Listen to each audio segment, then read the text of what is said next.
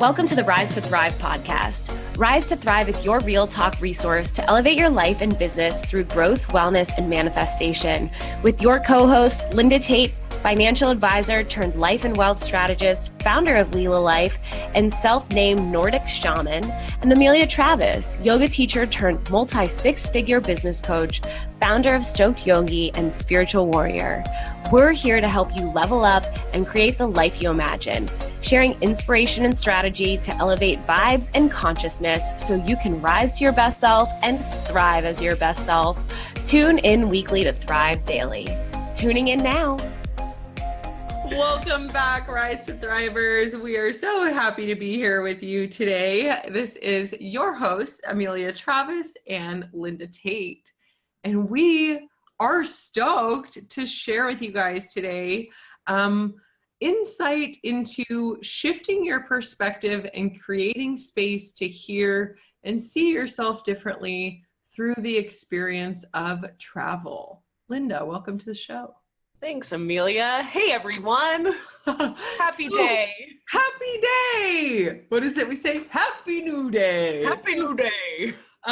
So hopefully you're having a happy new day. And if you're not, happy new hour. Happy new minute. Seconds. What up, seconds? There we go. And actually that's a good connection because, you know, travel, I think, gives us the opportunity to press reset and to experience that sensation of like happy new day or happy new hour or happy new minute because everything is new, right? And so today we're sharing your insights and downloads and experience from your recent travel to Bali, the happiest place on earth. It felt like the happiest place on earth. I mean, they say they that we put in air quotes says that that's like Disneyland or Disney World or Disney something, but other things I've read have said Bali is actually the happiest country on earth, or the people. I think I read it in Eat, Pray, Love. Let's be real. In this book called Eat, Pray, Love, they say Bali's the happiest place on earth, and I've been believing that now for about a decade, but I've actually never been to Bali, so I have no idea if it's true.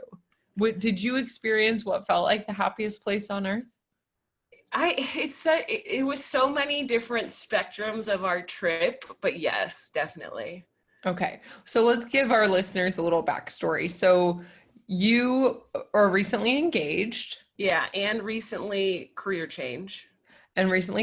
So you left Morgan Stanley after 7 years last year. October. Okay, so about 6 months after that, you got engaged to your longtime partner. Biff, yep. And he surprised you with a trip to Bali? On Christmas. Okay, yeah, cool. The week before Christmas. He couldn't hold it anymore. Okay, cool. Okay. So, so how did that feel having just shifted into this self-employed entrepreneurial full-time and then have her boyfriend be like, yo, babe, like we're going to Bali for a month, by the way. I was terrified. And it was like the worst feeling because I'm like, I know this didn't cost $0. Like I'm able to calculate this was an expensive purchase. And I'm like, oh my God, like we're doing what? And so it was this feeling of guilt of like, I can't believe that this is the most epic gift ever. And I feel so guilty because I'm going to be like taken away from work and life and ramping up my business and this change and just so much fear and resentment that came up. So think of this like so romantic gesture and then being on the other side, coming at these different emotions of like resentment, fear. That was a lot of it, guilt. Well, and can we be super real and say that like at that time you were also not engaged, right? Yeah, I was not engaged. But had been. And oh yeah, that was the other one. And this was a real question of like, I'm really excited and I'm confused why we're not engaged. Right. Well, because it is a big expense and it is a big travel commitment and you guys had already been living together, right? And it was like kind of in, I think, your mental trajectory, like the next big expense would be the engagement ring and the wedding, right? And that maybe felt like more of a priority to you than a big international trip, right? So there was it was felt like exactly that, like, okay, number one priority, building my business. Number two, like our relationship development. Number three, like travel when it can happen. And so this was a constant theme of the past 6 months, is like relinquishing control and like the need to be in control, and then stepping into trust for myself, for him, and for truly like divinity in all cases. So it was that, and that was like the ongoing theme over and over and over and over and over and over. I can't wait to hear about all the ways that theme unfolded. I think one thing I'm curious about, as a self-employed entrepreneur, like, you know, you're not working. When we are not working, then generally we are not making money, right? And so you said that can create guilt and resentment and fear. Once you came to terms with the fact that you were doing this, or I guess rather, like, how did you come to terms with like, okay, we're doing this and I'm going to be excited about it? Or did you just stay pissed? No, I had to make that conscious decision. And I would notice, like, so say in those 6 months leading up to the trip, like sometimes the fights would come back to that. It was about money. It was about my fears of like not having ramped up to an income level that I'm comfortable with. And definitely the trip serving as almost like a postponement of being able to fully ramp up. Like if I'm going to Bali for a month, I don't, in my decision making, didn't want to feel tied to a large client load or the unpredictability of the internet and all these things that we had never done a trip like that, or I had never done a trip like that. So wanted to really gift myself or receive that gift of being able to fully immerse in the culture and be in Bali. So I noticed a theme to the fight and like to the fear, and we had as a couple made decisions of compromise financially over those 6 months to be like in thrive mode. And I had to release it. So what was the deciding factor? It was like, I'm sick of this same fight and we're going to Bali for a month. Like this is literally like the mecca of an experience. What do I want that to be like and feel like? And choosing like, I'm with my beloved for a month in Bali with no responsibility, and like the ways things lined up, like our dog was cared for the full month, literally got to live with another family for a month, like every little thing pieced together as perfectly as it could. And then I noticed the ways that I just kept wanting to get in my own way to have there be some issue or story or drama. And that was like, oh, okay, I see myself doing it, stop. And I made that decision. So you got the dog taken care of. What were the other strategic moves that you made to create space and time for that level of escape as an entrepreneur? Well, we had someone stay at our house, so to house sit, and then just sort of the parents on watch for doing house drive-bys and lawn drive-bys. And then I was just really honest with people, like, this is coming up, like I'm unavailable during this time. And I was definitely still working and moving different things along. But if any of my clients I moved to June, and June had then been this kind of ramping back up and reconnecting month that was really busy, which I also have tips for that, of the reintegrating. But that was really it. It was honest communication, and it was making sure like the basic household, needs were met, and lining up the accounts, like every bill's paid, so that we weren't worrying about that while we were gone. Looking back, do you think that the trip gave new life to your entrepreneurial self? Yeah, there was a moment on our trip, Brendan had gotten pretty sick, and I was helping take care of him. He got food poisoning and he couldn't really move. He was resting for pretty much 2 days, and I get antsy and restless. And so I went down for maybe 3 hours to this little like cafe bar and got to just do this work. And I had the opportunity, it was such divinely like channeled inspiration that came through. And it's funny that looking to the timing when that happened in the trip, because it wasn't probably until 3 weeks in. And it was like finally fully like de-stressed. I mean, I had nightmares that I had never had in my whole life for the first 2 weeks. Like I killed someone in a nightmare. And I never had that. And I think I was going through this just tremendous amount of offloading of stress through those first 2 weeks. And then that cleared, and then I'm able to like step into this really creative flow. And that's what it felt like for me.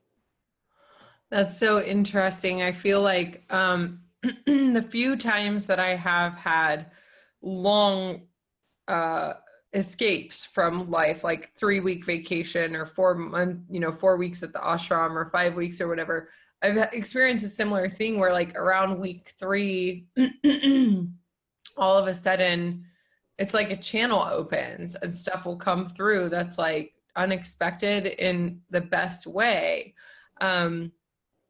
And I think that's one of the things that's really, really powerful about carving out space and time away from your normal life. But I want to hear about a little bit of so most people are like, oh, a month in Bali, like, like good for you, must be nice, right? But it wasn't all nice. So take us through what were some of the most challenging parts of the trip from just a logistical or like just kind of the travel standpoint? So the flight there was good. We flew Miami to Paris, had a layover in Paris to Singapore, short layover in Singapore to Bali, and we're there. And that flight route was good. And we get to Bali late in the evening, and then we wake up, and our first place that we got to, we were there for a week, and it was one of the favorite places. We were in Uluwatu, which is the southwest part of Bali on this little peninsula, and it was just beautiful, amazing, some good surf, exploring, really isolated beaches in different parts. And we went from there to the north, and before the trip, we were deciding, do we want to have everything planned or do we want to make decisions as we're there? And I'm more of a planner, and Brendan, he likes to plan, and what a lot of people will say about Bali is you can book everything when you're there, and you really can. But I get nervous and like, I wouldn't say controlling, but I like to plan. And so this was this constant back and forth for the months leading up is like, well, we need to book the next thing. We need to book the next thing. And sometimes we would book things that might not have been the best fit once you're actually there. Like there is something to be said for figuring it out when you get there. So one of the Airbnbs that we booked, it's in the north of Bali, and it's this ride that took probably 5 hours. And we both had gotten like some kind of respiratory, whether infection or we were both sick. And I was in the throes of that a little bit more at this point. He had started getting better. So we drive all the way up to the north, and there's waterfalls and just amazing landscapes in the rice fields. We have an epic time, and we went and did different waterfall tours while we were there, but the sleep started catching up on us, and we weren't having the best sleep. And this one particular spot, there's the mosquito net, the AC, there was no AC, but it cooled down at night. And then the upper level of this little hut had a lofted bed, and that got a lot of fresh air. So the mosquito net, it would feel like it's closing in on you. We're both sort of bigger people. I'm like getting my period, and I'm like, I gotta sleep up in this loft. So I'd go up and sleep in this loft both nights, and I was actually getting pretty decent sleep, but it was much hotter down below. So now sleep starts wearing on him, and we're getting a little like moody. And we were there 2 nights, and then we go to Ubud, which if you're not going for yoga, I think can be a little bit of like a challenging experience.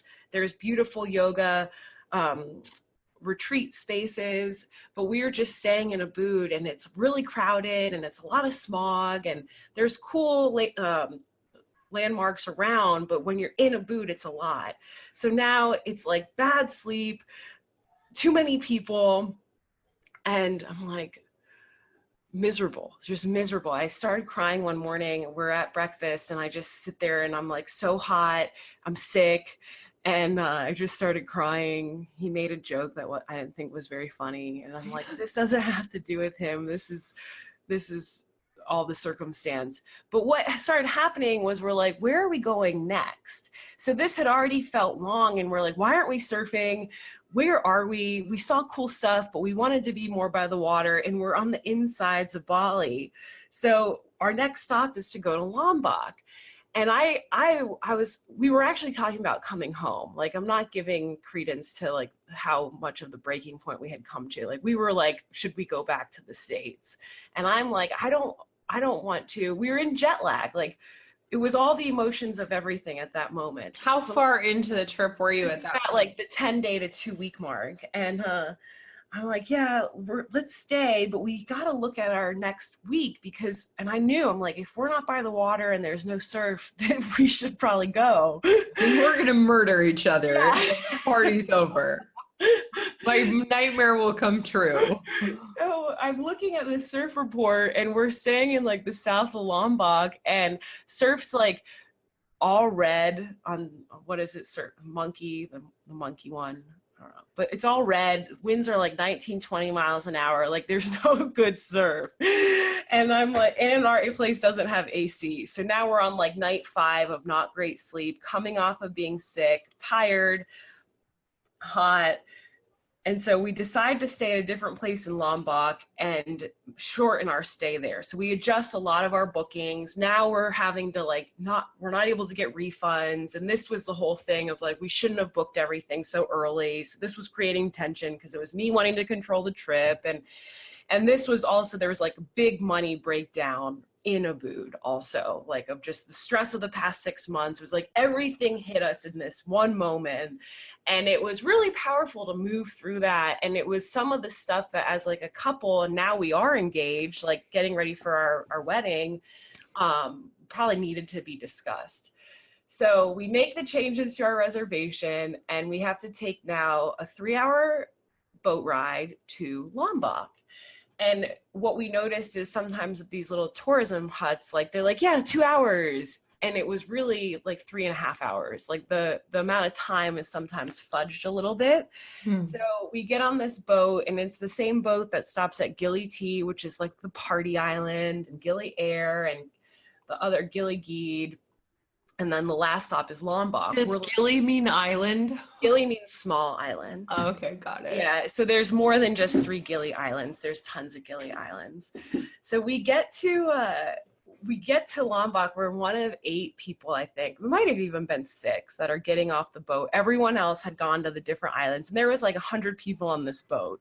And this boat, it's like, you get on the boat, it's literally 100 people, every seat filled, and then there's a sun deck. So once the boat takes off, you can go up on the sun deck. I started meditating. We were like sort of the last ones on the boat. We can't sit together. He goes on the sun deck. I'm meditating. I fall asleep. It's just like sort of funny, like at that moment of the trip. And I go up on the sun deck, and it's like a booze cruise. Like the beers are going, like the music's playing, and everybody's going to this party island. So we get to Lombok, and at this point, I'd been so hot on the sun deck, I was just wearing a sports bra and yoga pants, and we get off the boat, and I'm starting to see, like, there's only men. And then the women that I do see off in the distance are completely covered, and I'm like, oh yeah, like this is, you know, a predominantly Muslim country. I need to cover up. So I take my sarong and like turn it into a shirt, and it was just this energy that from Bali to Lombok was a completely different energy, like abrasive, like, you know, they're trying to sort of scam you to grab your suitcase and pay for it and not let you carry your own suitcase. And our cab driver like didn't help us carry the suitcase when anyone else would have been so happy to. And it was almost like it felt like pissed that he's like having to drive us. And I had to go to the bathroom, and in a lot of the bathrooms in Bali, you have to pay, and that helps with the maintenance. And so it's 2,000 rupiah to pay. And the guy's like, it's 10,000 for you. And I just got that feeling of like money, woman, American, like not the best feeling, like a little scared of a feeling. And so I go back to the car and we're about to leave, and the cab driver invites his friend to come with us on the drive. And I'm like, this is sort of weird. And he's going to drop him off into Mataran, which is the capital, and which was what I found out later, like a longer route to take to where we were going. The AC wouldn't like go below 80 really. So it's this like hot cab drive that was supposed to be 2.5 hours. Like the whole thing maybe took 4 hours, and I'm still sick. And that was the known. And then I found out that, you know, it's Ramadan. Not that I found out, like it was Ramadan. And that wasn't top on my radar. And they also had a devastating earthquake the year before. And there's just sort of the decimation is very visible. So let's lay this out. So like, you're in an environment that's culturally probably not the hugest fan of women, American women, Western women, right? Yeah. You are surrounded by an environment that's been, a lot of it's rubble, and there's probably not a lot of infrastructure. It's, for those who don't know, there is infrastructure, but it is rubble. And then it's just, you know, already the struggles, whether water, food, that they're already facing have been exacerbated. Plus Ramadan, if they are an observant country, many places are actually closed all day. And you can eat potentially after sundown, but also if you're not Muslim, then there's potentially like restriction on where you can get food. That's pretty much what was going on. And this is an island. And it took you a long time to get to. And so then you're like, okay, so now it's 4 hours back in the cab plus 4 hours back in the ferry to wherever. Well, that's what I said before we even went. I said, I want to make sure if we're going, like we're going to be there, because this is a long trip. And it ended up being much longer than I thought. But I'm like, we're not going here and like being like, I hate it and leaving, right? We're going to be there for a few days, which I think we were there 3 or 4 nights. And then we went to a different Gili island. What were the redeeming qualities of that place? Were there temples? Like, why did you? I'll tell you that, but I have to tell you this. So we're in the drive with the friend, and we have to stop in the capital, and then we needed to get cash. So our cab driver could barely speak English, and the friend, he's like making some light conversation. He makes like an ISIS joke, and like it was inappropriate. And not the joke you want to hear. So the whole cab drive, I'm looking up like culturally what I need to know about Muslim and observing Ramadan and being respectful. And then I decide to go down this rabbit hole of like the Ring of Fire and what's going on. I'm reading all the seismic activity, and there's earthquakes every day. And there had been like a lot while we were there. So I'm kind of getting myself into a hole of anxiety. And we stop at the mall to get some money and then also some food. And we are able to eat, but we're eating behind the curtains. And this is our first taste of like Ramadan, and no pun intended, taste lunch. So then anyway, we get back in the car, the friend's gone, we get to where we're going, and there were so many redeeming qualities. I mean, we were in the most like isolated area where there's these really private Gili islands, and every day we got to snorkel, you know, this tremendous amount of snorkeling. It was just really laid back. We literally in a day maybe see and like talk to if 5 other people. Like it was really cool. And it was an interesting experience of fear, like just witnessing myself experience fear, right? Like my first thing to do is over catastrophize by researching like sort of fear-based research on Ramadan and the earthquakes, and just getting myself into a tough spot, and then to come off of that, and relationally he and I feeling pretty worn out, and like giving space and getting to a reset point. But the redeeming qualities were very much there. We did not end up surfing. There was this place called Desert Point that you could only really kind of scooter to, and like you couldn't even really scooter to it. But the snorkeling was the best snorkeling of the trip. Well, I'm glad it had some redeeming qualities, and it sounds like it was an opportunity to learn a lot about yourself. We were staying in this place that I don't think they were termites. It was all made out of wood, and it was a new Airbnb, and there were all these beetles that would fall from the ceiling. You guys, if you could see my face right now, like, your girl does not like bugs. I would be like, I'm done. It's funny because, like, I do love to travel, and I love to go to tropical and like jungle destinations, which tend to have a lot of insects. Like, that's like, it's part of the ecosystem.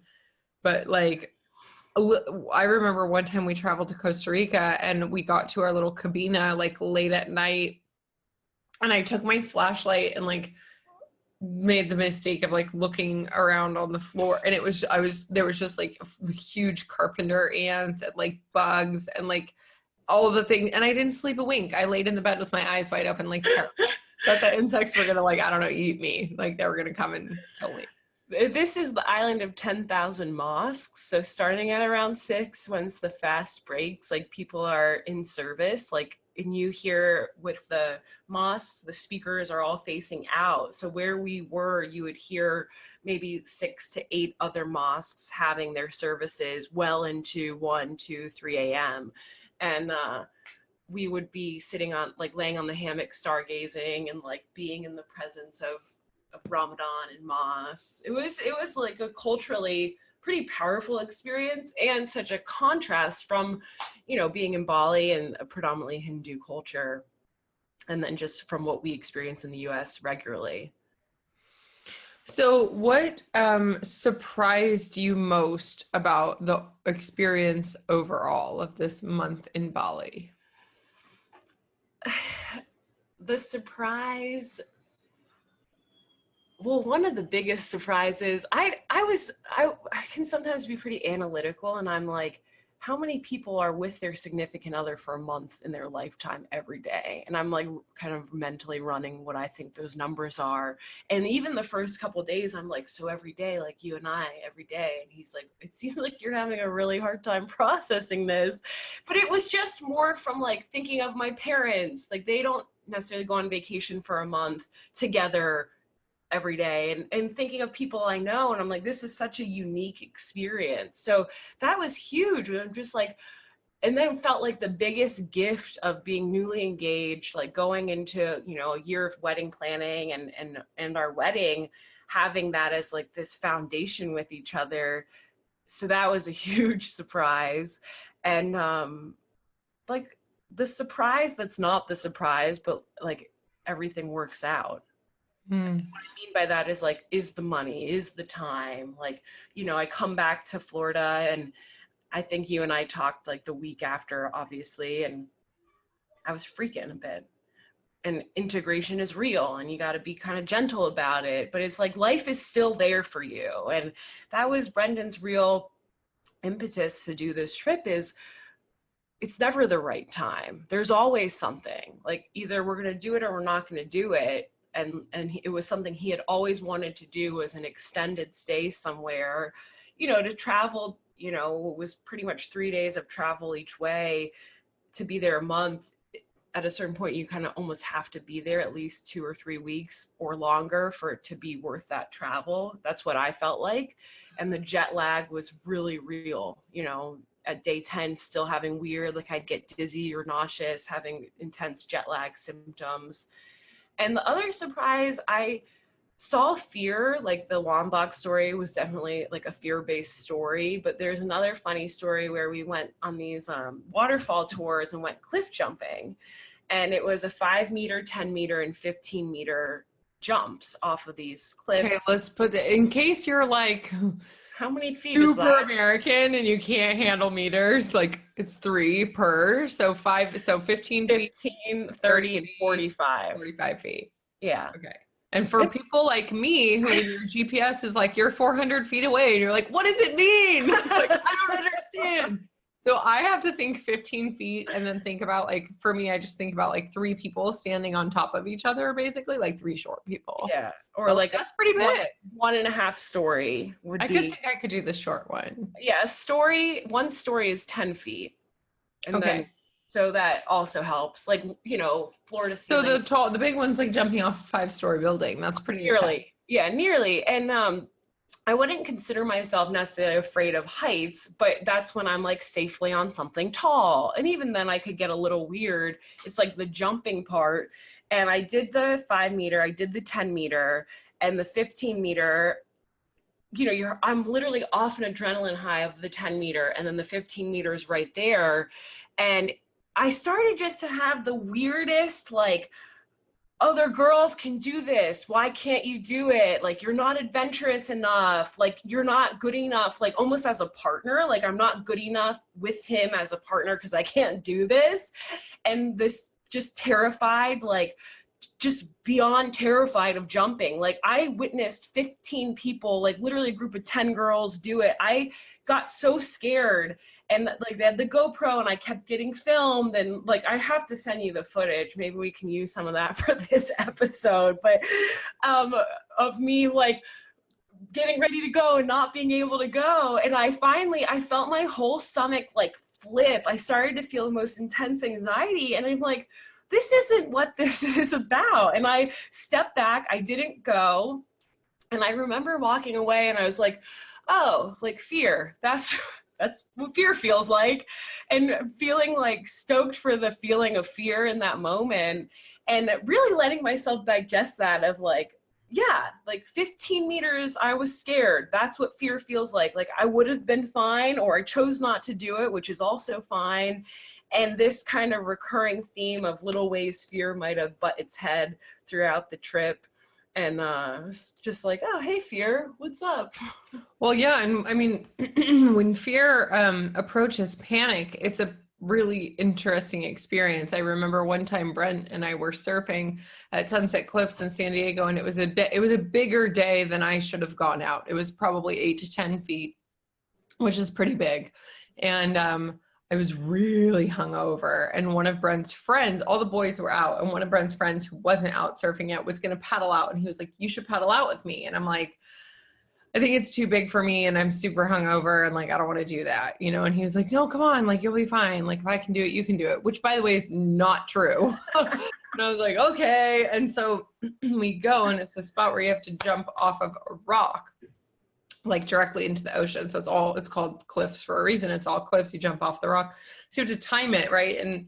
And right as we got out to the tip of this rock, my husband's friend's like, oh shit, you better go. And I look, and there's this huge set like stacking, and there's really no choice, because the thing is, if you're not in the water, your ass is going to get toppled by a big wave on a hard rock. You know what I mean? So you better get in the water, and you better get out, try to get out and under these waves ASAP, right? So I like panic, jump, swimming, like paddling as fast as I can, scrambling to try to get out there. And it doesn't work. I just see this massive wall of water like stacking in front of me. And, you know, when you start to be in that kind of fear, then your respiration speeds up. You're not really getting oxygen. Your heart's like in really panic fast mode. Yeah. And the worst, by the way, thing to jump into water or to fall under a big pile of water is like not having enough oxygen, right? And so long story short, I got rocked by the first wave and then freaked out. Like there was like 4 more behind it, and I hear my husband saw me, and he's yelling, and he's like, that way, like pointing, like, you should not be out here. And I was just like, oh my God, I'm gonna die. Like, I really thought I was gonna die. Like, and I literally panicked, and I like ditched my board, and the next wave would come, and I was like, oh, and you know, we'd go under, but I was just getting worked and destroyed. And finally, by the time he got over to me in between like the 3rd and 4th wave, I was hyperventilating, I was shaking, I was crying, like I couldn't do it. And he had to like, the set was over by then, right? And he's like, you're okay, like you're fine, like we're in the channel now, like you're fine. And it took me like a solid like 30 minutes to calm down. Like I could not calm down. And I think to your point, like good for you for having the self-awareness to be like, I'm really afraid and I don't have to do this. You know what I mean? Because yeah, like, what's the point of this right now? And that, you know, the surfing story reminds me, because we were in Canggu for the last week and the surf was a bit bigger there, and it was like heavy surf. Like it wasn't that it was big, but like it was like a lot of power. And the first day I was like, yeah, I'm not going to go. And then the second day I went out there and it's tons of surfers, like at least 100 people out, and there's a few different breaks, and he's longboarding, and I get out there and we didn't surf probably as much as I think we thought we were going to. And it was like the week before we had gotten like really like 2 to 3 foot longboard surf. So it was really easy, fun surf. But I think in terms of like bigger, clean surf, that's what I think we both thought we'd be getting and didn't get a ton of. So we're out this day and I'm not catching any waves. It's this whole thing about like, you can do it. You're good enough. Like you can do it. And me being like, yeah, I'm scared. It looks too big, not feeling confident. I mean, the insecurity that comes out for me during surfing, especially like bigger surf, it's unreal. It puts to shame like any other insecurity. oh girl, I can tell you so many stories of crying in the lineup because oh my God. the boys are getting waves and I'm not getting waves, and it not turns feeling.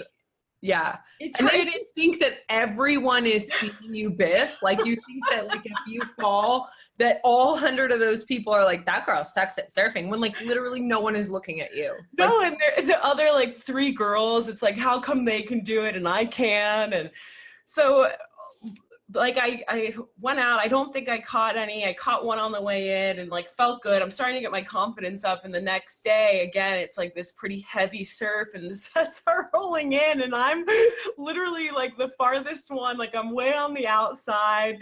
You're like, I'm safe out here. I know, I'm trying to make 30 yards away from any breaking wave.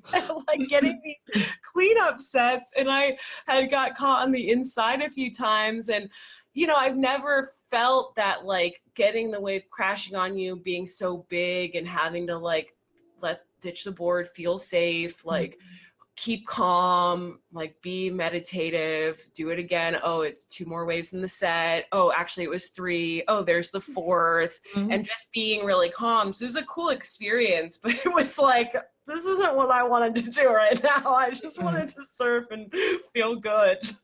Yeah, surfing teaches so much surrender, because if you're not fully, whatever fight is in you will work against you underwater, like truly. And the faster you can surrender, the faster you'll float up. But like, it's to this day, I mean, I'm not a fan of big waves in general. Like I don't prefer to go out when it's more than head high, because I don't like that feeling. I don't like that feeling of being afraid when I'm underwater. I don't like that feeling of panic.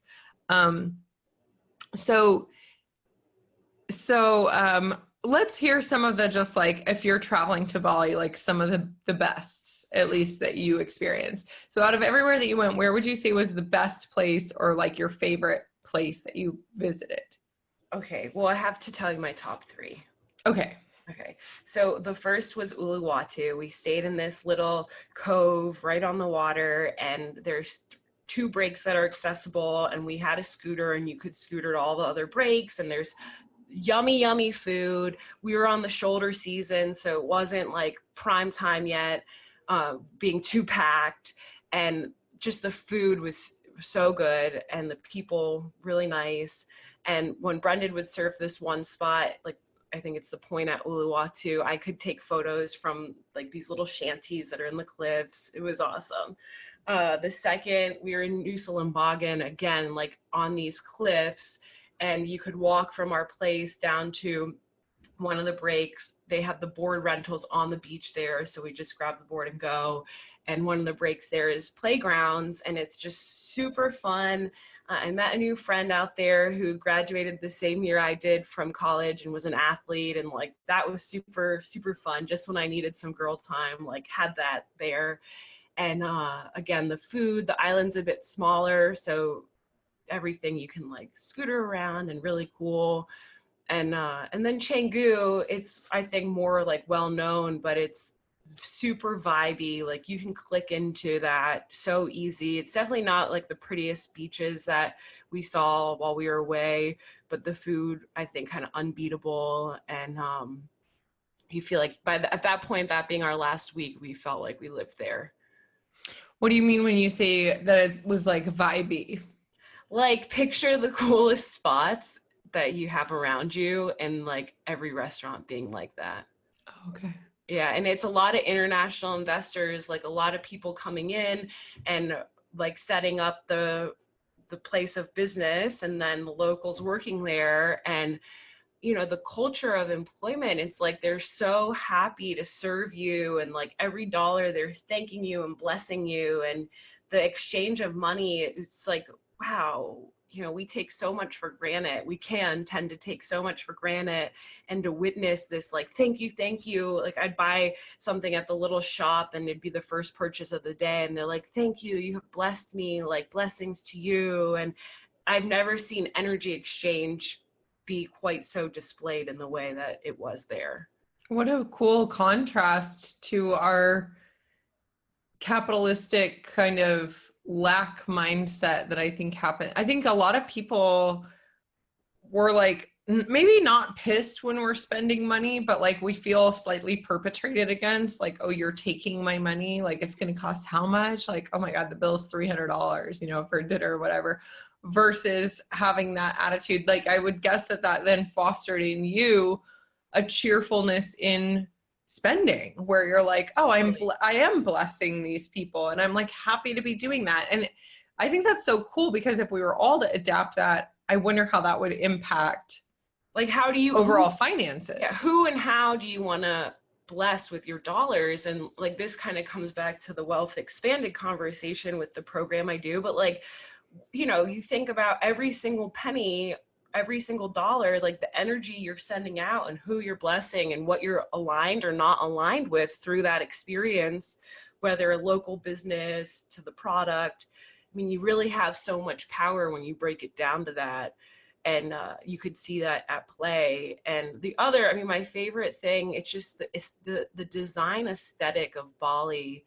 It's really clean lines. It's like cement. It's simple. It's when I say cement, it's like they have a whole bathroom just made out of poured cement, and it's very modern, and it's just stunning. And then green everywhere, and like a lot of natural fibers and bamboo and wood and woven texture. And I look at it like, at least US and where I live in Florida, it tends to be a bit more tropical and sometimes slanted like that. But I'm like, why did we build so much shit that we didn't need? Like, what happened? Where did all these flamingos and pink and mint green things come from?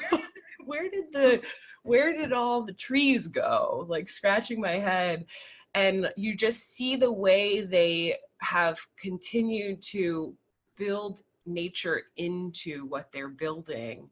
And you know, that's not denying that they're going through a major like plastics issue and all these multinationals coming in with fast food restaurants, and you know, there's issues, right, as with anywhere, but there was definitely the contrast of our experience.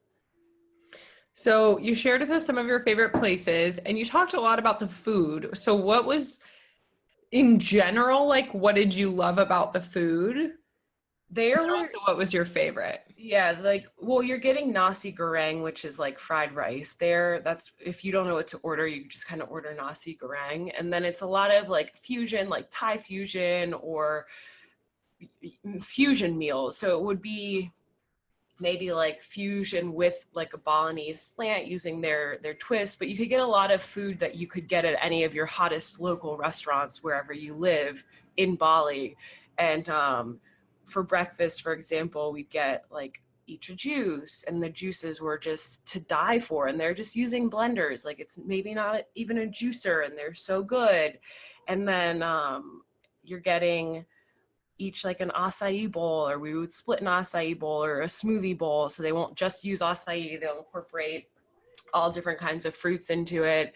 And then you know, maybe get a traditional breakfast that would be an omelet each or something, or like an avocado toast, but you'd be able to eat gluten-free or vegetarian or vegan at most places.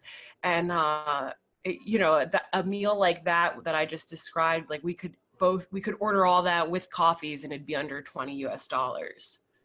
Sweet. Which in America, like a breakfast like that here could cost $45, you know? The juice was my favorite.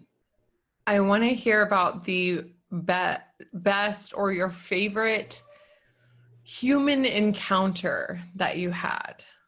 Your favorite human that you ran into. Some of the taxi drivers were cool. I was lecturing them because these young men are all smoking cigs, and the cigarette ads in Bali are literally like pictures of rugged American men, and they say never quit on them. So the ingrained cigarette culture. So we met a few like really sweet drivers that I'd be like, stop smoking, and kind of like lecturing them, and they'd be really fun. But I'm telling you, like that divine moment being out on the water, her name was Hannah, and I'm like, I think her swimsuit's really cool. And I'm like, hey, where's your swimsuit from? And she's from Australia and had gone to school in Connecticut. And it was just this super weird, like, synergistic alignment, like soul sister moment. And that was definitely a favorite human, but I don't know if that counts because she's not from Bali. It totally counts. The second one, so when we were in our first spot, we were in Uluwatu, and oh, hi Hannah, I know you listen. But we were in Uluwatu and I had a surf lesson, and like I wanted to feel more confident. And sometimes with Brendan, like he pushes me and I just want someone to be like fun and nice. And he's like, you could have got that. And I really wanted to have a surf lesson. And we get this surf lesson, and this chick, like literally kind of wavy, long, dark hair, gets out of the car. And I'm like, she's like me, but brown hair, you know. She's from Oregon, like she's a few years younger. And we just get to hang for like 2 hours. I'm like learning what like dating life is like in Uluwatu, and hearing like what an expat experience is like. Her mom is actually from Bali, but she had moved over from Oregon, and it was really cool. So that was the second one.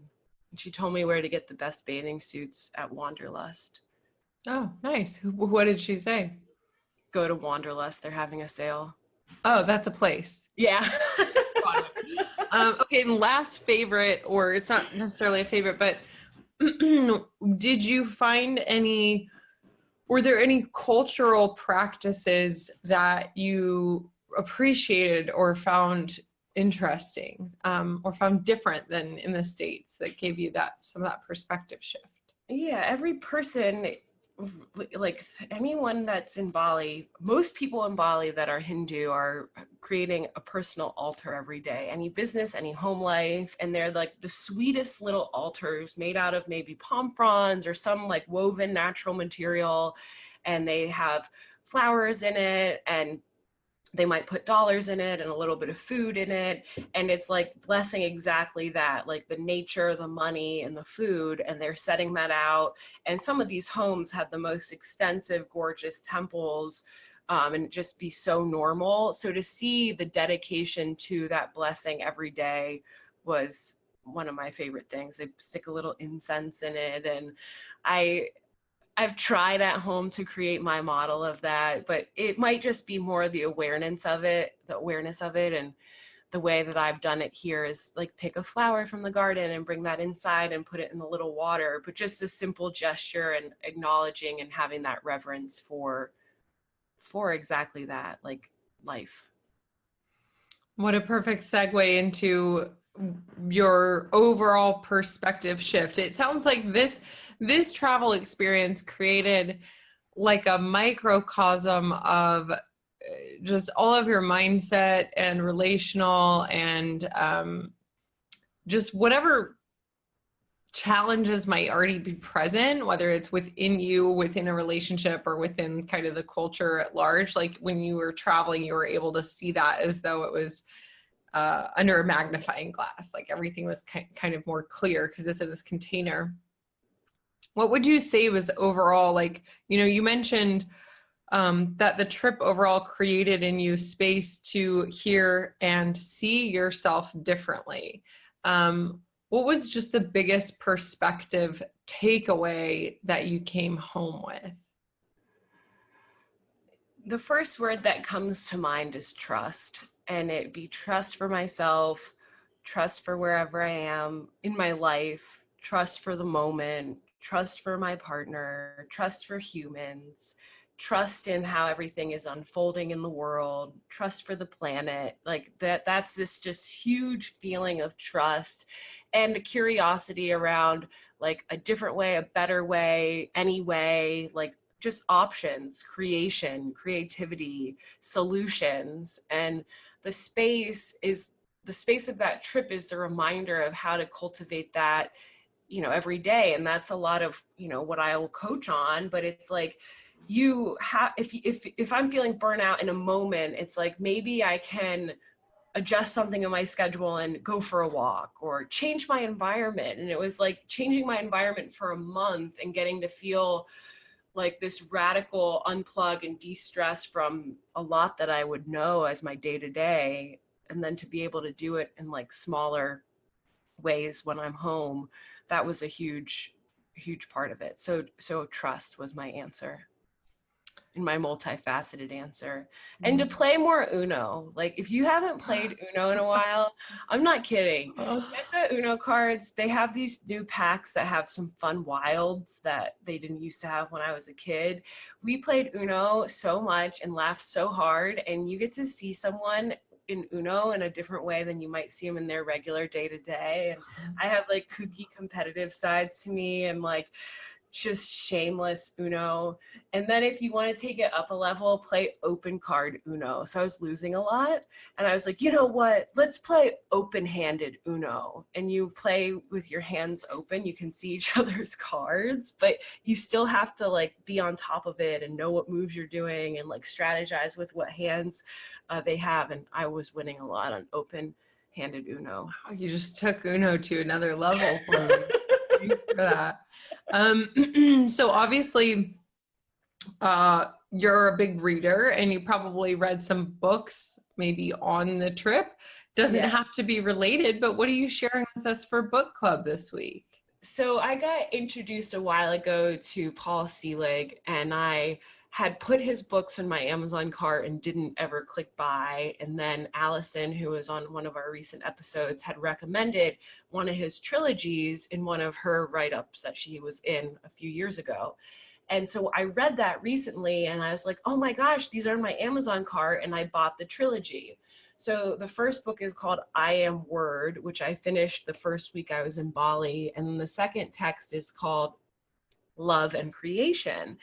And these are channeled texts that he's like channeling divine, talk through him. And it's all about love and Christ consciousness and vibration and elevating who you are. And I felt this like active experience of going through that while I was reading this book. And to the point where this book is in the category of channeling.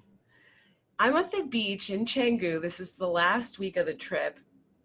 And I'm reading, Brendan's surfing, and I'm literally like saying a little prayer as I'm reading and feeling just this energy, just complete like uplifting of energy. And this woman walks up to me and she says, would you mind watching my bag? And I said, no. And she's like radiating. And she's like, I keep looking at you and you're so radiating. That's what she says to me. You caught my attention and I wanted to talk to you and I do want to go for a swim. Will you watch my bag? And I said, of course. And I said, do you live here? And she's like, well, sort of, I'm moving here. I'll be here part-time. And she's from Europe. And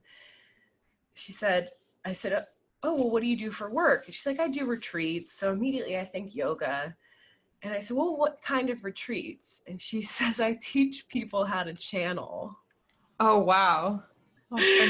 Yeah, and so it was, again, like a confirmation of whatever I'm in the unfolding of. But this book Love and Creation by Paul Selig was a really cool read. It's number 2 of the trilogy, and you got to be down with Christ consciousness and like elevation and turning on your light and your spirit, which I'm about. Not interested. JK, totally into it. I wanted to say, you have a retreat coming up that you are facilitating, right? Yes.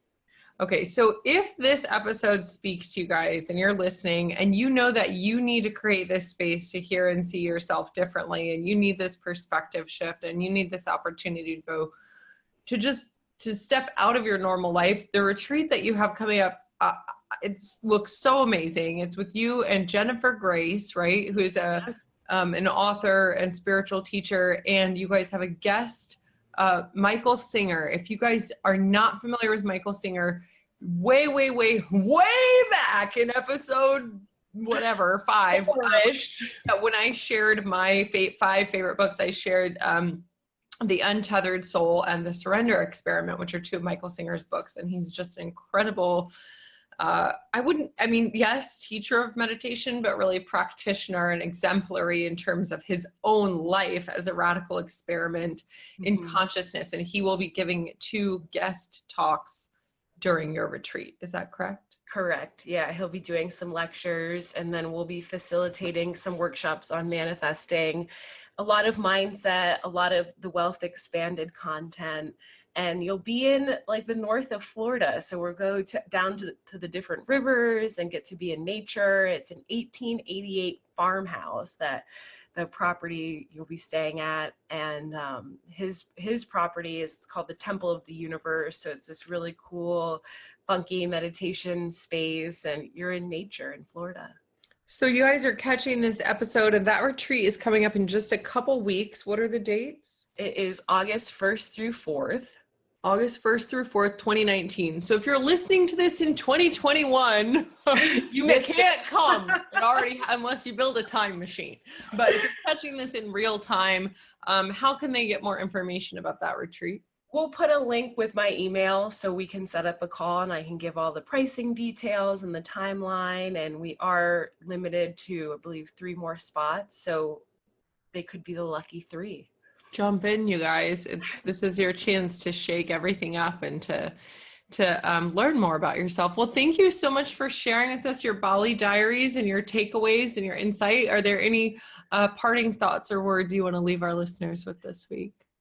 When you have the opportunity to travel and your fear voice comes in and tells you all the reasons why you shouldn't, and they could all be legitimate fears and real circumstance, tapping into your intuition and your gut, and even just the trust and the gift of that opportunity, and allow whatever's going to unfold. And when you come home, be gentle with yourself, give yourself 2 or 3 days, even if it can't be full days, like moments of integration, so things can start to click in and allow that process to keep happening. Cool. And as they say in Canggu, everything is better nude. Everything is better. I think that's the sagest advice we've given on this show so far. So take your clothes off and then keep rising. And that made me a boner. Yeah. Take your clothes off and watch as things rise to thrive. Well, that's it for this week. See you guys on the next episode. I'm blushing. Thank you guys so much for hanging out with us today on another episode of Rise to Thrive podcast. We are so stoked that you're here. If you loved today's episode, if it helped you, please share it with a friend, snap a screenshot, tag us on stories at Rise to Thrive podcast, or head to iTunes or Spotify and leave us an honest review.